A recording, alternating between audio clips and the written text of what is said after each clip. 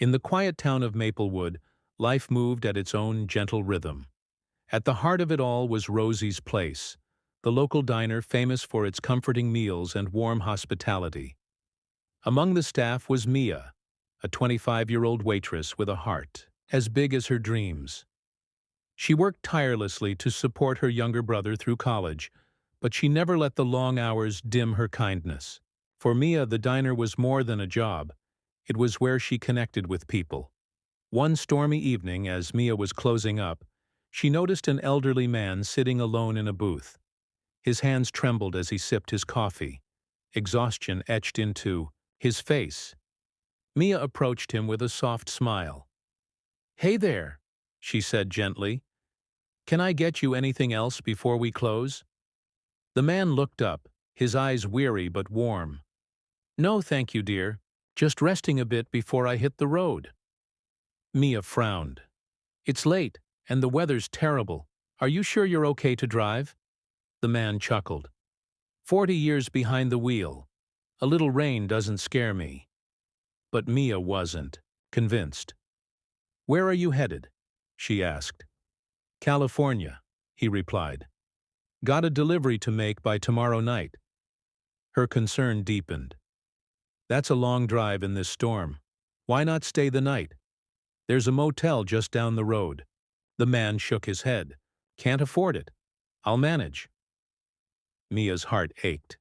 She knew struggle all too well, and she couldn't let him go. "Tell you what," she said, standing up. "I'll drive you to the motel and pay for your room. It's on me." The man's eyes widened. "I can't let you do that." Mia smiled. "You're not letting me. I'm insisting." She helped him to her car.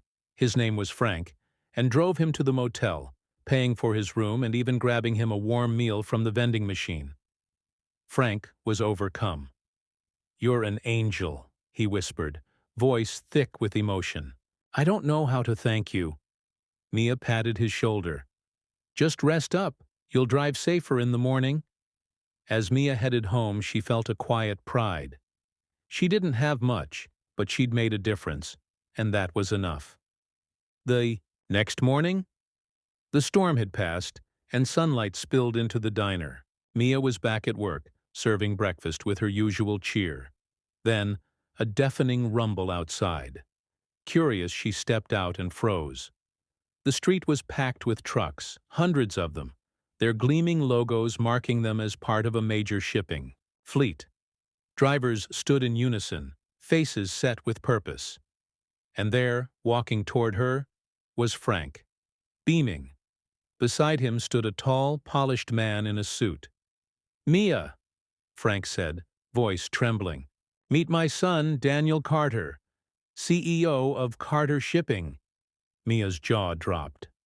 Your son?" Daniel extended his hand. "It's an honor, Mia. My father told me what you did. You saved his life." Mia shook his hand, stunned. "I just did what anyone would have done." Daniel smiled. "No, you went above and beyond. And that's exactly the kind of person we want at Carter Shipping." He gestured to the trucks. "This is just a fraction of our fleet. We'd like to offer you a job as a logistics coordinator. Steady income, benefits, room to grow." Mia's eyes welled up. "But I'm just a waitress." "You're more than that," Daniel said firmly. "You're someone who cares. That's priceless." Frank squeezed her hand. "Say yes, Mia. You deserve this." Tears spilled over. Yes, I'll take the job." Weeks later, Mia thrived at Carter Shipping. With her new income, she helped her brother with tuition and even saved for her future. She still visited Frank at the diner, their bond unshaken. One evening, Frank turned to her, eyes glistening. "You changed my life, Mia. Not just that night, by showing me what real kindness is." Mia smiled. "You changed mine too, Frank." Months later, at the company gala, Mia stood amid glittering lights and industry leaders, feeling worlds away from the diner. Then Daniel took the stage. "This is Mia," he announced, pride ringing in his voice. "She saved my father's life, and she embodies everything we stand for. Mia, thank you."